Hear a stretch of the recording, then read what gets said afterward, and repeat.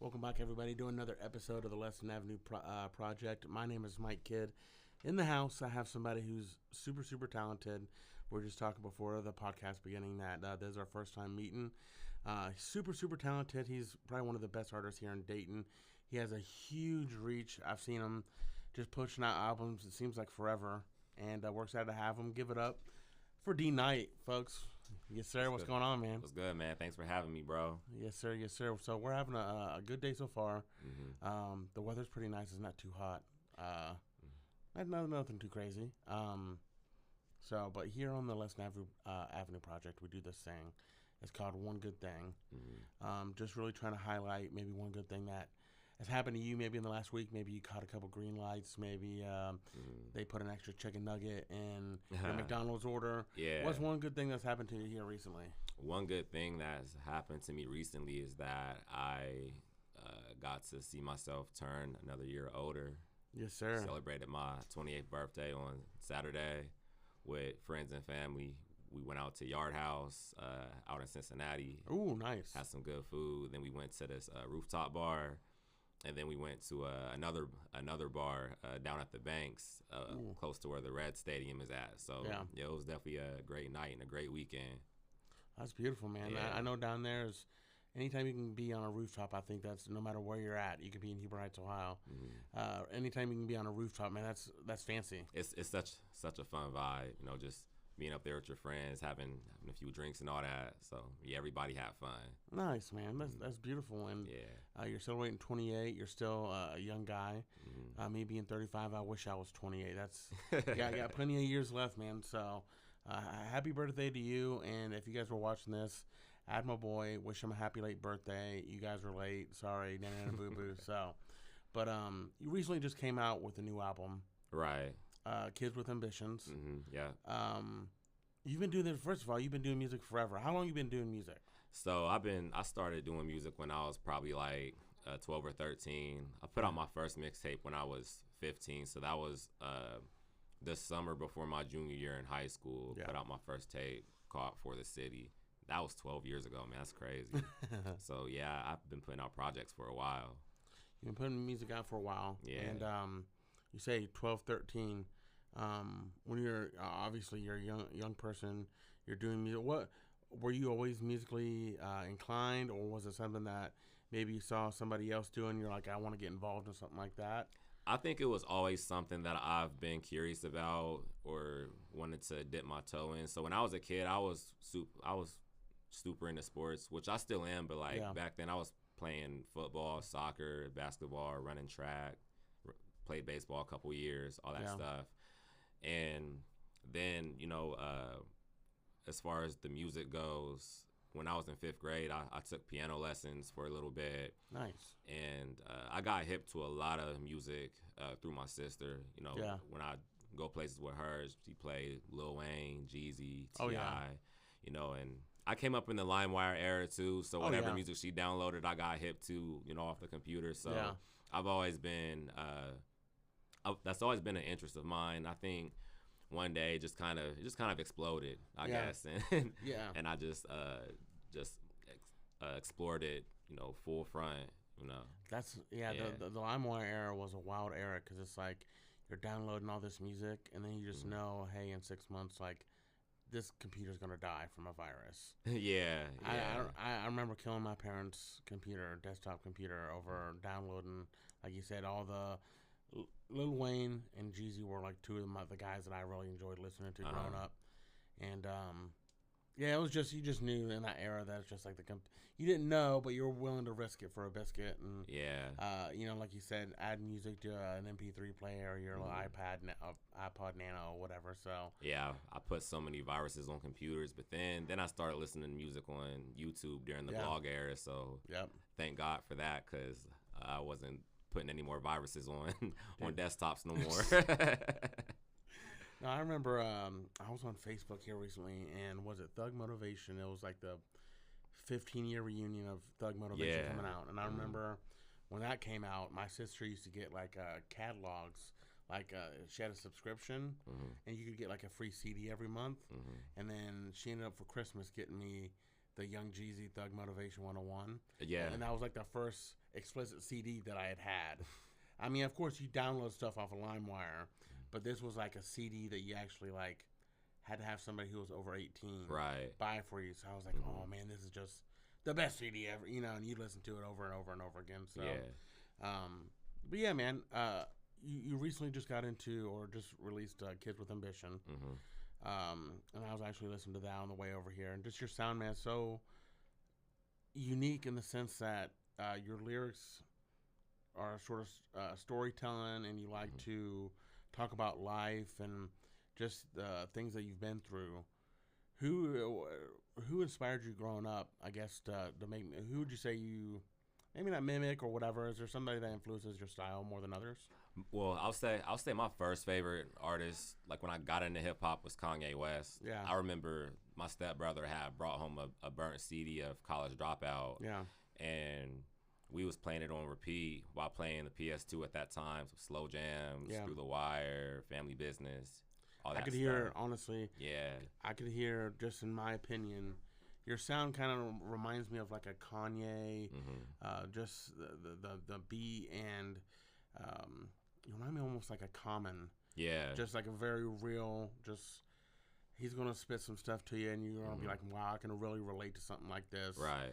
You know, it's just very relatable music. And yeah, man, it's a good sound.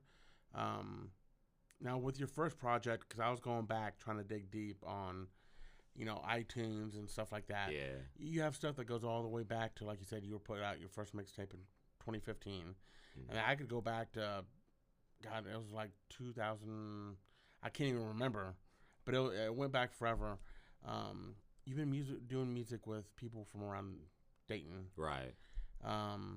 Who was the first person that you ended up linking up with in Dayton? Ooh, that's a good question. The first person that I ended up, so technically the first people I linked up with were my friends from high school, Jay Royal and Jay Rose. Jay Royal goes by Royal Ben for real now, and he's in Charlotte, and he does music down there. Yeah. But the first Dayton artist that I linked up with was actually E-Man Jones. And we're still tight to this day. E-Man's killing it. E-Man, so. He's going crazy right now. Yeah.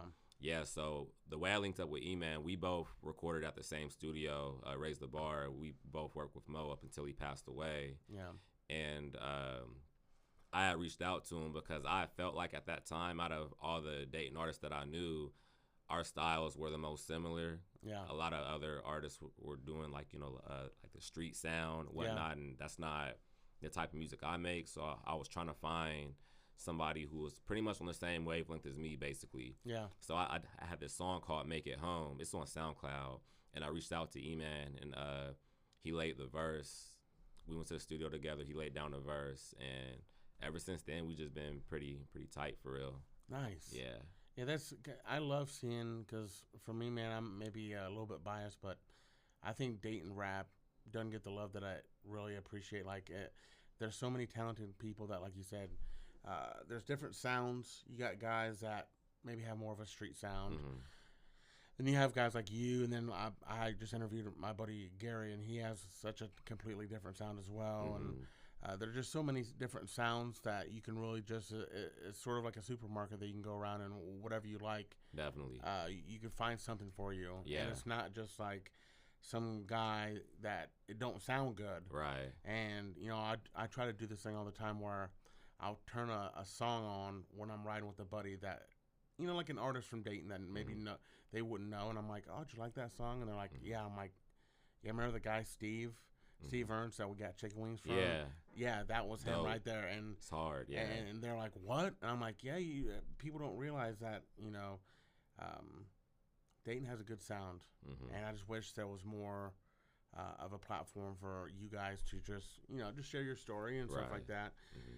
What do you think, I guess in regards for Dayton as a whole, what do you think people who aren't artists, fans of music from Dayton, what do you think we could do to help give you guys more of a platform? Is there something that, as an artist, you wish fans and people did more?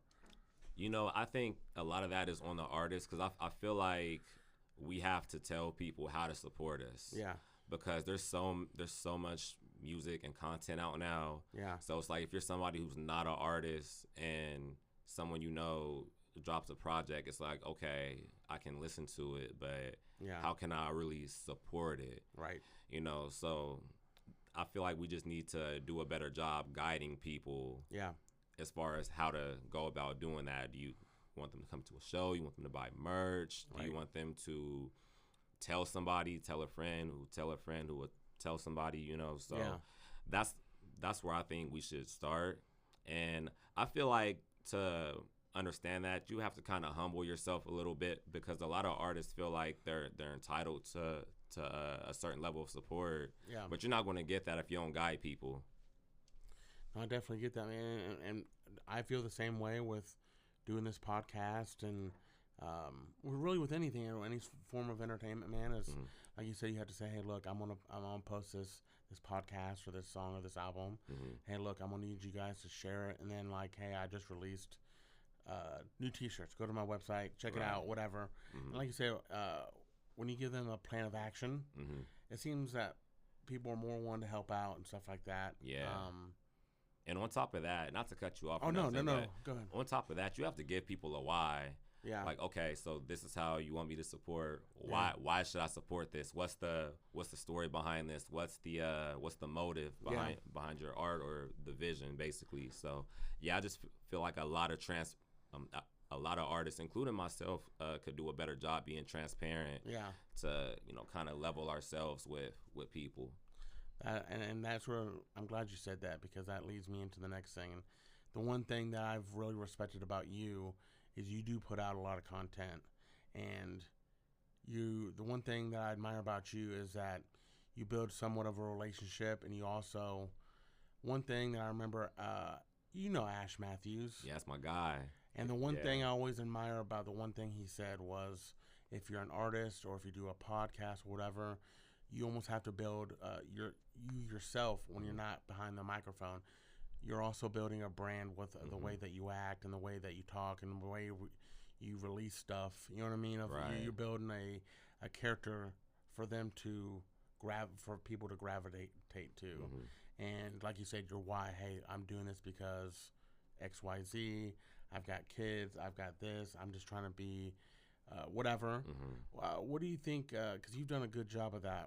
How important is that for you to build that relationship with your fans and giving them a why to follow your story? It's the most important thing.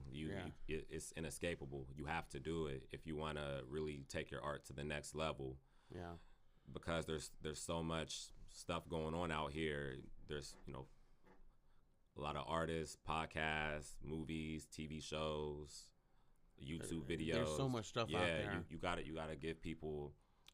Just mainly goes back to that why. Just give people a reason as to why they should tap in, what they're getting from it, what they can expect, and also giving them a piece of you, who you are, your story, because that's where the connection is made. So, earlier you asked me who was one of my favorite artists. Yeah.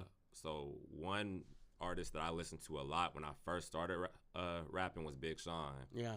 And it took me years to realize not only was I a fan of his music, but I was also a fan of his story. Yeah. And who he was as a person, because I would go to his YouTube channel a lot, and him and his guys at the time, Zeno Jones or whoever else, the Finally Famous crew, basically, they would always put out vlogs, and it'd be behind the scenes stuff of like him in the studio, or him meeting Pharrell, or him doing a show with Wale or whatever. Yeah. And people like that kind of stuff, and that's how you build, that connection with your fans. You show them pretty much what you're doing on a pulling back the veil a little bit. Pulling back the curtain pretty much. So all that stuff is important. It all goes hand in hand as far as brand building. And oh my God, yes, man. Yeah. I'll say that, and this is just not even for music, man. If you're doing anything where you're sort of selling yourself as whatever, if you're a comedian, if you're a musician, there's a million of Mike Kids out there. But what can I do to?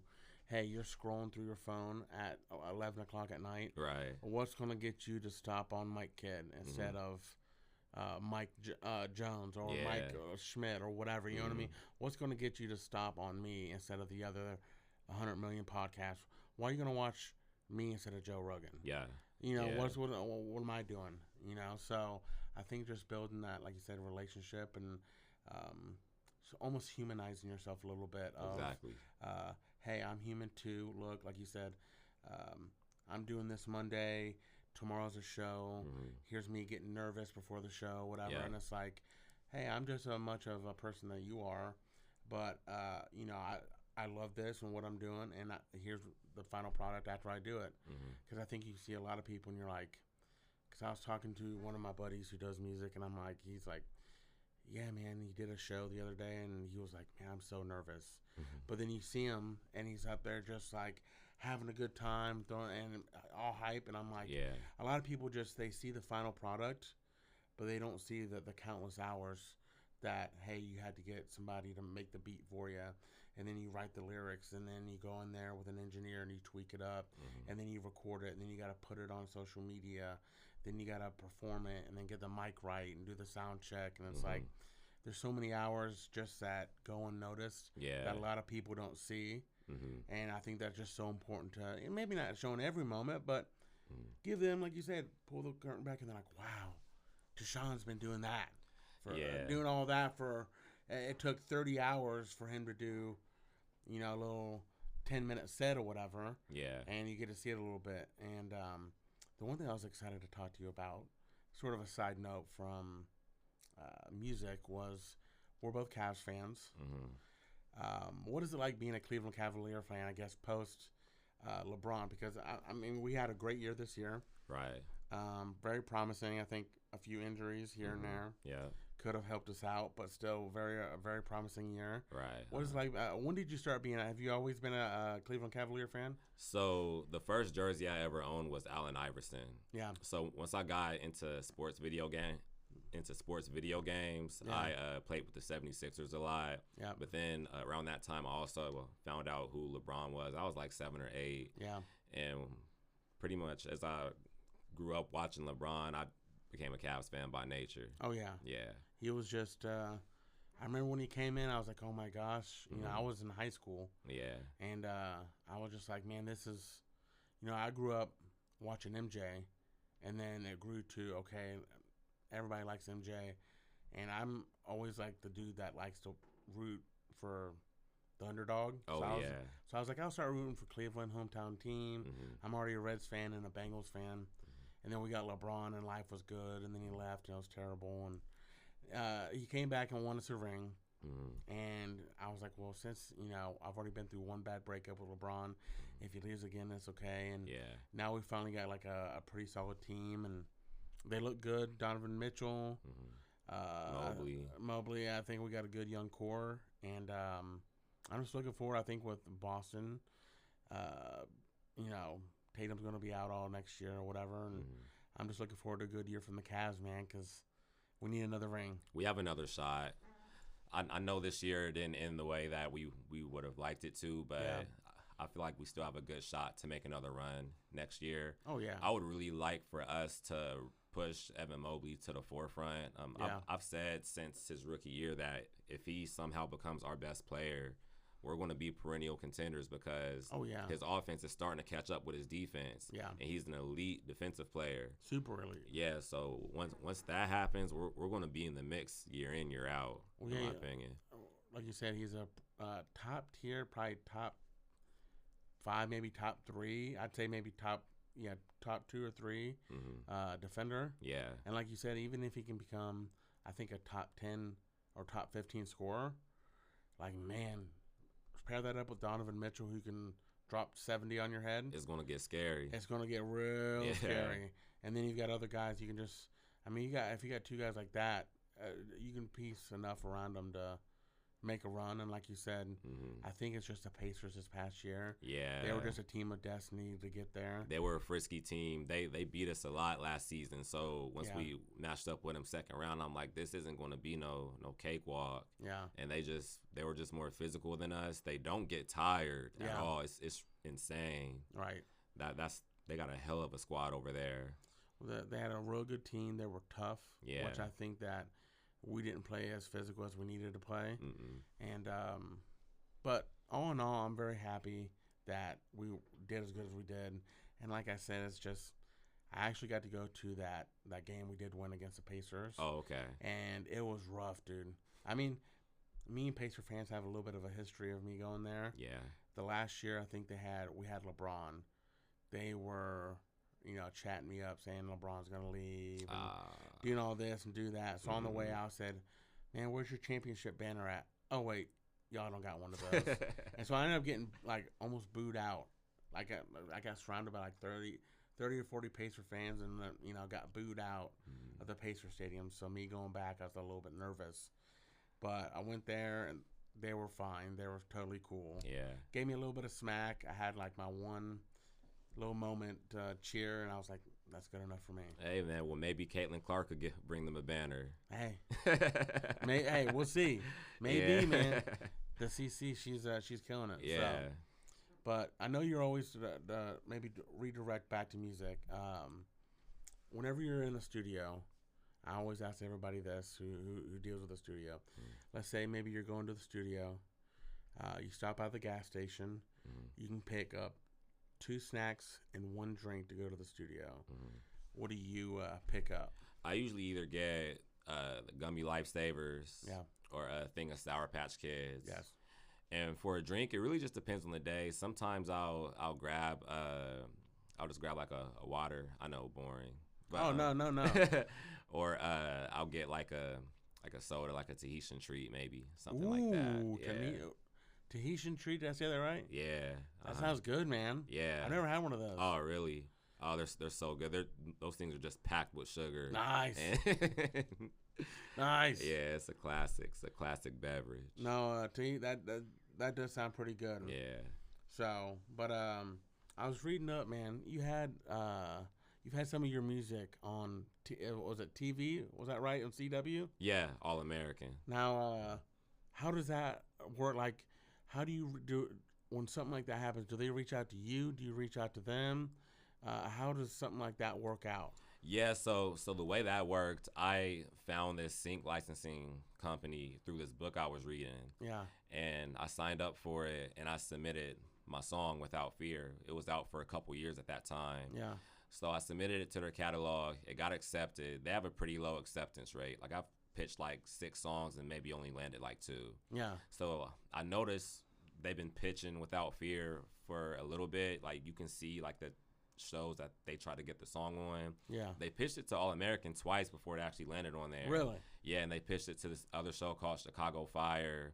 And even, I want to say even the new like Scary Movie 5, Scary Movie 6, around that time they had pitched it to that. Yeah. But it wasn't landing. So after those couple years, I just stopped checking on it. Well, one day I'm at my fiance's apartment, and I get an email from Crucial Music, the sync licensing company. Yeah. They're like, "Hey, your song landed on season 6 episode or season 5 episode 2 of All American. It's gonna play tomorrow." I'm like 24-hour notice basically. Yeah. So like, oh shoot, so I get on, grab my phone, I'm texting everybody. It was crazy because All American, that was one of my favorite shows at the time too. Yeah. So that was a great moment. And like I said earlier, it's like people will see that song on there and think, wow, man, how does he do that? He must have just called them up. No, it was out for a couple years. Yeah. And you just got to be consistent, man. I always say what you do in the dark will come to the light. And that's awesome. Something I learned about being in the music industry that I've applied to my life in general is that a lot of opportunities aren't necessarily going to come to you, but you got to seek them out. Yeah. So once I started seeing things through those lenses, as I've sought out more opportunities, I've been able to find them and use them to my advantage to push my music further. Absolutely. And I always say, man, you know what? If you go out, there are a lot of people that are willing to help and to get stuff pushed along. And I'm the same way, man. When you go out and it's like, what can I do? How much more can I do? Let's do it. Let's push this further. Let's see what we can do. Yeah. And when you go out and then you'll see all these opportunities just around to, get your song in this or that or run into Pat McAfee or what, just you got to be willing to go out there and seek opportunity. You can't wait for it to fall in your lap. That's one thing that I used to think, because when I first got into music, people would always be like, well, if the right person hears it or somebody hits you up, say they like it. Or, no, you have to really like push your chips to the edge of the table and like go out there and find those opportunities and see what you can make out of yourself. Hey, push your chips in and jump. Yeah, that's the way I look at it. Is nobody's gonna force you to jump, but when you jump, man, you go all in. Big things come your way, man. For sure. And I always say, I'm not trying to get too spiritual, but I read a quote one place, man, that said, God's not getting your blessing ready for you, but he's getting you ready for your blessing. Right. And sometimes it's like you go through hardships and you work hard and you think, oh, man, like you say, I wish the opportunity will fall in my lap. But when you go out and just get after it, man, and be willing to take no's and be willing to be like, hey, do you know what? I had 10 people at this show, but do you know what? Next time, we're going to get 15. And then just continue to grow. It's like, man, you're going to get blessed more than you can even imagine. You know what I mean? Yeah. So I think just being a go-getter, and like I said, you have to be your biggest fan. Have to be your biggest fan. Have to. And believe in yourself, because if you don't believe, nobody else will. So I know we had spoke about on every show here on the Leston Ave Project. We talk about one of the top tier fast food joints, Taco Bell. Yeah. So if D-Night is going to Taco Bell, it could be middle of the day, it could be late night, before or after the studio, whatever, maybe after today. You go to Taco Bell. What does D-Night order at Taco Bell? I'm either going to get 2 Doritos Locos Tacos and a Baja Blast. Yes. Or I'm going to get a Crunchy Wrap Supreme. Ooh. Yeah. You know what I used to always get, though, when I was in middle school? I would always get the $5 box. Yes. That come with the tacos, the burrito layer wrap, and I think it came with, like, the cinnamon twist. Yep. Do they still have those? The cinnamon twist? I haven't had those in so long, man. I wouldn't even know. Oh, man. Those are so good. You know what I liked back in the day was the volcano taco. Oh, yeah. That hot sauce. Yeah. Ooh, it was like, give me extra of that to dip it in. I do the soft tacos. Just give me the soft taco. I'll add a Dorito Loco. Yeah. And then if you don't get a Baja Blast at Taco Bell, then like, what are you doing? Have to get a Baja Blast. If you don't get a Baja Blast, even if you just go for a Baja Blast, you got to get the Baja Blast. You know, it's funny, Mike. I don't even drink Mountain Dew like that, but when I go to Taco Bell, you best believe I'm getting a Baja Blast. And for me, man, it's like drinking almost like a draft beer of something that you can't find anywhere else. You know what I'm saying? Yeah. It would be just like, I can't even think like if a bar had Bush Apple on draft, I would just go there just for the Bush Apple. Have to. Just because it's like, where else are you going to get a Baja Blast? Right. Besides a bottle. So, but yeah, that's our Taco Bell order. So Taco Bell, please sponsor us. We appreciate it.